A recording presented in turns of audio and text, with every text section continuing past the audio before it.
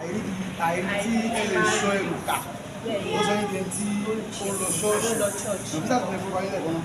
òfíṣà Tìjání. Tìjání ṣọ́ọ̀ṣì náà gbẹ̀rẹ̀ ọjà gbà yín ọwọ́ àìsàn àti ìdílé ìbẹ̀rẹ̀ ṣeré. ìgbà tí mo bẹ̀rẹ̀ ṣọ́ọ̀ṣì yẹn mo máa ń tẹ̀lé wọn lọ sí program máa ń lọ bí tó bá fẹ́ lọ àjọ̀dún máa kàn tẹ̀lé wọn lọ so from there mo rí àwọn tó ń lu ṣẹ̀kẹ̀rẹ̀ ìgbà yẹn wọn ò fi ṣe ní ọkàn máa ń lò bí eré ni òun náà dẹ̀ gbé ṣàbẹ̀rẹ̀ sí wọn from there church mo wá bẹ́ẹ̀ sí ibẹ̀ lọ́wọ́ sọ fún mi pé báyìí ló ṣe é ṣe wọ́n ṣàkọ́ mi títí máa try best ní gbogbo ìgbà yẹn so ìgbà tó ṣàyà tí mò ń ṣe oníṣẹ́ kan tí mo ṣe ṣe oṣù ṣiṣẹ́ ẹ̀fọ́ great years mo ní ìkọ̀kan bẹ́ẹ̀ so ṣẹ̀kẹ̀rẹ̀ yìí wọ́n dẹ́ fowó pè wá then wọ́n fowó pè wá ẹ̀ máa gbé ṣẹ̀kẹ̀rẹ̀ a máa lọ sí church so ìgbà tó wáyá tí mo wá pé mo máa ń rówó nínú kíní mi tí ní ọmọ mi tí ní kù èmi nìkan ní nígbà yẹn àti tó ṣàwọn ìyẹn kan wá sọ fún mi pé iṣẹ́ tó ń ṣe ìṣòṣìṣẹ́ fi iṣẹ́ tó ń ṣe ìsílẹ̀ lọ máa lu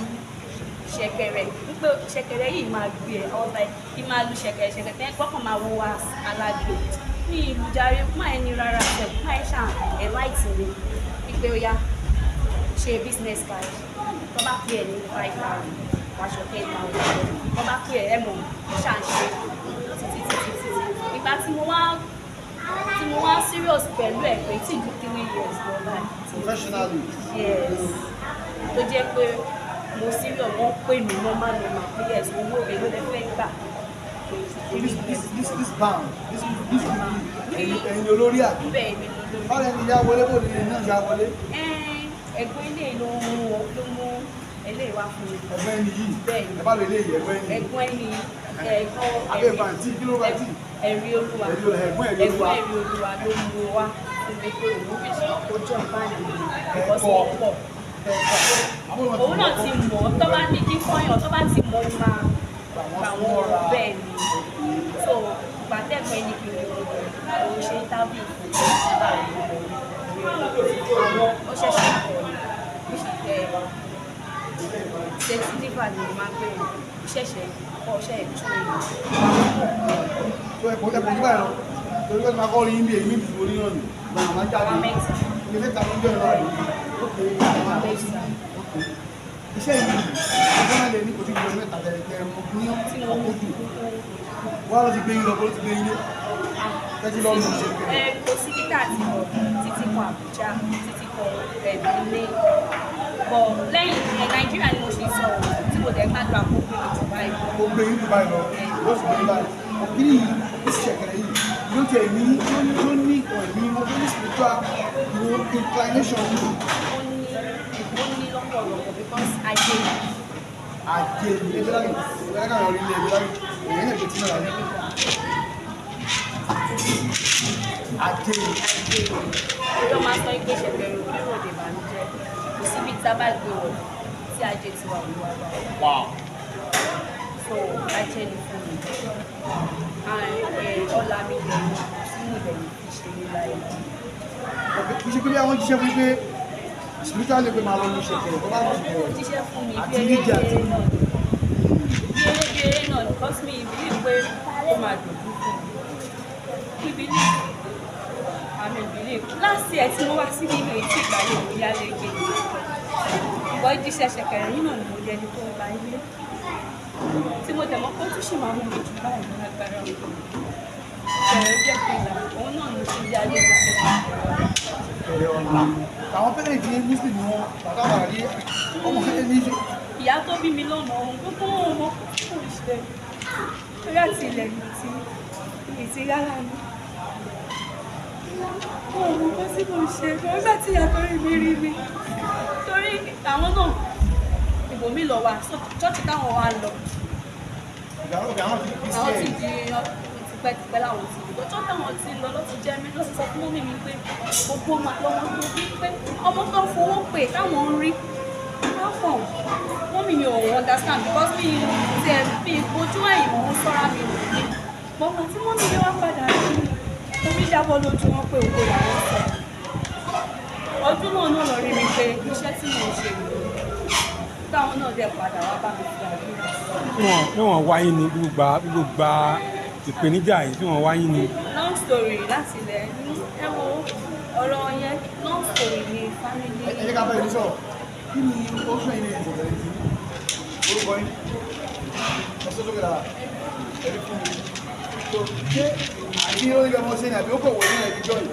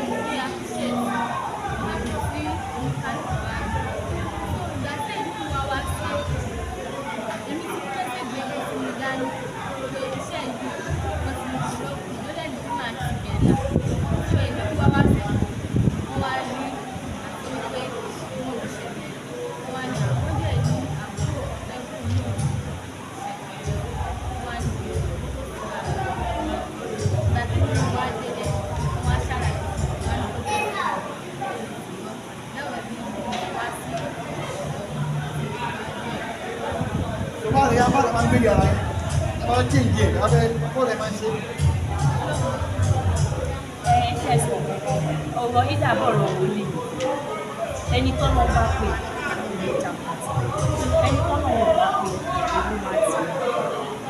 Àwọn èèyàn náà máa ń béèrè lọ́wọ́ mi pé ṣá máa ń ṣe rìhásà ní tilẹ̀ ń tọ́lọ́ mi ráyè rìhásà torí láti ìfọ̀n first láti bẹ̀rẹ̀ iṣẹ́ la máa ń lọ December láti ìgbàṣẹ́ ọ̀sẹ̀ ọmọ tí ń book mi sí ilẹ̀ ṣe ti understand so mi kì í pé wọn pé ya ẹja ṣe rìhásà ṣe ti yẹ ìbọn most fídíò mi pọ̀ dáadáa ní ti most àwọn oníṣẹ̀kẹ̀rẹ̀ lé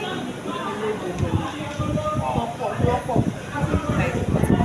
so èmi ní tó mọ̀ ọ́ so ìgbà tí mo wá kó gbogbo wọn jọ nǹkan tí má ṣàtìṣe ẹ̀yẹ máa ṣe from there àdẹ̀pẹ́ so kì í ṣe rìhásà lọ́wọ́ iṣẹ́ tó lọ́wọ́ fún mi. wọ́n lè kó pẹ̀lú ẹ̀ ọba yìí ti gé ìrọ̀lẹ́ ń pè báyìí.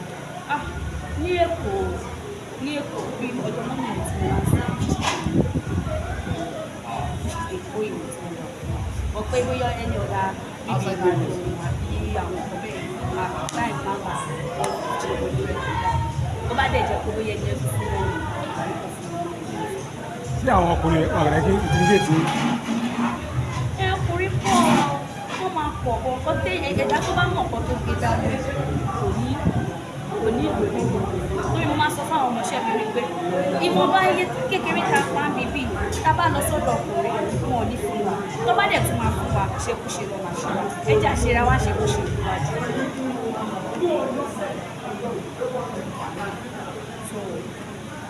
ọ̀dẹ́ni bẹ̀sẹ̀ ò lè lu ṣẹ̀kẹ̀rẹ̀ yá. kò sẹ́ni tó lè lù ẹni tó bá ní passion fún á lù.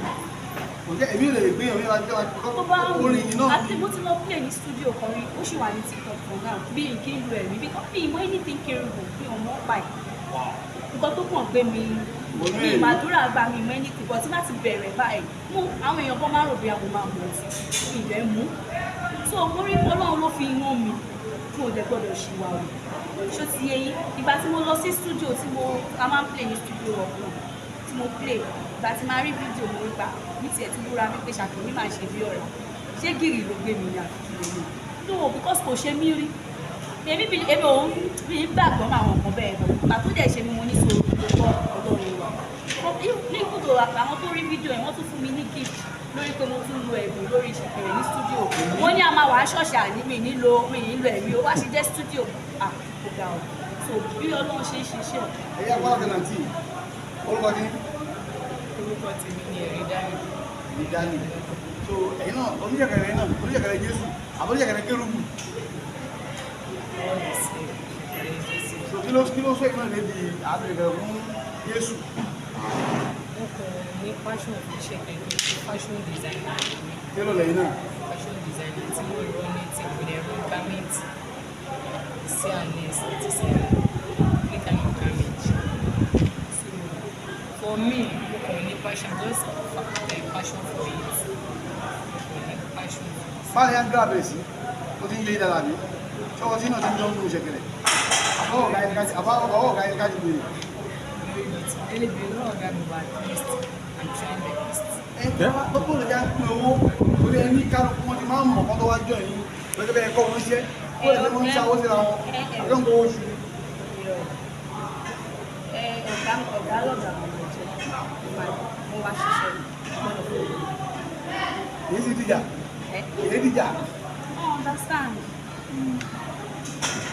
At least eléyìí oníṣẹ́ lọ sexy oníṣẹ́ lọ owó náà ó tẹ̀ kó Sèkèrè lórí base tẹ́lẹ̀ àti ṣe iṣẹ́ wọn lọ. ó ṣiṣẹ́ lọ. òkè passion ló kàn fún ẹ̀ ó kàn like most àwọn gbogbo wọn ó kàn like ẹ̀ bíyà owó àgbẹ̀ ó kàn like. So going forward in another 5 years níbo ni kí lè ròyìn kí ni plan yín mo lè fẹ́ bára yín in another 5 years lórí ilẹ̀ gbẹ́dálì.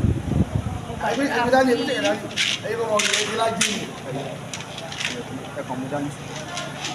Mo gbàdúrà kí Ọlọ́run tó mú mi tẹ̀síwájú jù báyìí kí má jókòó kí ó kú ìjókòó àgbáyé kí Ọlọ́run mú mi tẹ̀síwájú níbi tí ayé rò pé mi ò lè dé ibi Sèkèrè k'Ọlọ́run mú mi jù bẹ́ẹ̀ because wọ́n sùn wọ́n rò bóyá mo máa fara ṣe pé bóyá mo fi ara gbaṣẹ́ bóyá ẹ mọ̀ bóyá ọkùnrin ló invite mi sí bóyá ẹ mọ̀ wá ní òun fẹ́ tó sùn ní àbí ọ̀rẹ́ yìí kó dẹ̀ máa ń jẹ́ kó yé yàn wípé kí n fara gbaṣẹ́ o ibi tí bá jókòó sí lóúnjẹ mi tí wọ́n ń bá mi wọ́n máa ń pè mí tí mo dẹ̀ kò pé tí lórí Sèkèrè ṣé ká ní wọ́n á mọ̀ wípé ó máa di ọ̀nà fún mi ẹ wo tó ẹ̀jẹ̀ tí mo ti kọ́kọ́ fi ṣe tí mo fi kàfà mi ò ní ṣe mo wá bẹ̀ẹ̀bẹ̀ fún Ọlọ́run ó tari aláàánú tó máa mú mi jù báyìí tó ní kòkó yìí tí òfin ní wọlé fún mi. ẹ ti lọ́kọ. nínú ìpọ́njú náà ni mo ti lọ́kọ tẹ bá lọ́kọ míì lénìí ó ní ká fi Sèkèrè lẹ̀ ẹ máa filẹ̀. sáà ẹni tó bá máa fẹ́ mi pẹ̀lú iṣẹ́ mi nítorí iṣẹ́ Ọlọ́run. afẹ́ pẹ̀lú Sèkèrè. bẹ́ẹ̀ Sèkèrè. nítorí iṣẹ́ Ọlọ́run. ẹ̀ta bá wò ṣe ṣe yàrá ní kérúbù ẹ mọ́ olùkọ́ ọjọ́ ní Sèkèrè. a máa ń lọ sí airport táwọn èèyàn bá ń bọ̀ láti airport abroad láti abroad. ọ̀gá máa ń gbé ká lọ wẹ́pọ̀ ẹ̀jẹ̀ bá lọ lórí orin máa kọ́ kí orin ìbílẹ̀ dàbí. orin yìí náà ni màá kọ orin Ọlọ́run ni màá kọ. àwọn yẹn náà church people náà ni wọ́n. wọn bá jẹ church wọn bá jẹ. ẹ bá pè mọ́sálásí ńkọ́. anything sáàjì lọ máa gbọ́ orin mi orin àdúrà mi kò ṣe lọ kí n pe Jésù. àwọn náà sàlátù ní bá rí Àjọkẹ́ Sèkèrè wa àwọn onímọ̀ nínú nàbíù àwọn ní. àti tí máa ṣe birthday sọ síbi tí mo lè lọ ẹsẹ̀ kan ilé táwọn ìbá pè yín kọ́ bí 500,000. mo pé Ọlọ́run ni mo fi ń yìn ṣe pé Ọlọ́run ni mo fi ń yìn òun dẹ̀ ló mú mi dé. owó ni kẹ̀kẹ́ yìí rè owó ni kẹ̀kẹ́ yìí rè owó ni kẹ̀kẹ́ yìí rè. owó ni kẹ̀kẹ́ yìí rè bọ̀ bí mo ń lé owó mo dẹ̀ ń lé jọ̀bọ̀ ọ̀run. pẹ̀lú Sèkèrè náà. bẹ́ẹ̀ ni mo sọ mo ń lé jọ̀bọ̀ ọ̀run lórí ẹ̀ tí bá ẹ mọ̀ pé àpọ̀ máa ṣẹlẹ̀ pété ara máa kọ́kọ́ fẹ́ lóyún àtàkì láti padà sí ara sí ọmọ ìwọ ni dábọ̀ olùjà bí agbègbè ọ̀kadà. àwọn ìpèníjà wo ni bá pàdé lẹ́nu sẹ́yìn. lẹ́nu iṣẹ́ wa. ìpèníjà. Ọlọ́run ní ká dúpẹ́ lọ́wọ́ ẹ̀ because Ọlọ́run ló mọ bó ṣe ṣe mo ṣẹ̀ṣẹ̀ gbádùn mi mo ṣẹ̀ṣẹ̀ bẹ̀rẹ̀ iṣẹ́ ní last month àbí mo ṣẹ̀ṣẹ̀ bẹ̀rẹ̀ iṣẹ́ mo ṣe sleep for 3 months. oṣù mẹ́ta. bọ̀ mi post ìgbésí online mo jẹ́ kó àwọn ọmọ ọ̀sán fún sick ọjọ́ pé more than 2 ṣé àtàkì ká pèrè àbí mi ò lè pé látàkì jáde because ẹ mọ̀ pé iṣẹ́ wa ṣe agbára ni ẹ dẹ̀ lè expect kẹ́ máa ṣe láti Monday to láti January di December kẹ́ máa sí ara máa gbèrè. ṣé máa ń lọ káàkiri gan ẹ máa ń wá ìdí èjì gan. orúkọ yín lẹ́ẹ̀kan sí. orúkọ yín àti fóònù nọ́mbà yín àwọn tó bá bẹ́ẹ̀ ń gèjì yín. 09121418335. ẹ pè lẹ́ẹ̀kan sí. 091218335. ẹ fi Sèkèrè dágbére báwọn ẹ̀kú jẹ́ àti lọ́lẹ̀ wa ọ̀yá ẹja gbọ́. ẹ lè lóko jẹ ẹ lóko jẹ ẹ lóko jẹ.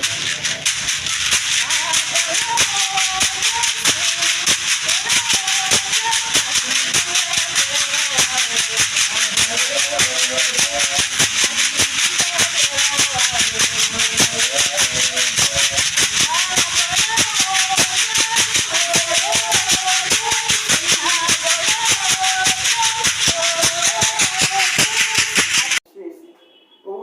rédíò owó ti àti pé ó tún ti fẹ́ ẹ̀fẹ̀ lẹ́sàmọ́ ẹ̀ má sùn yẹ ká jáde lọ ó tún ẹ̀fẹ̀ God bless you.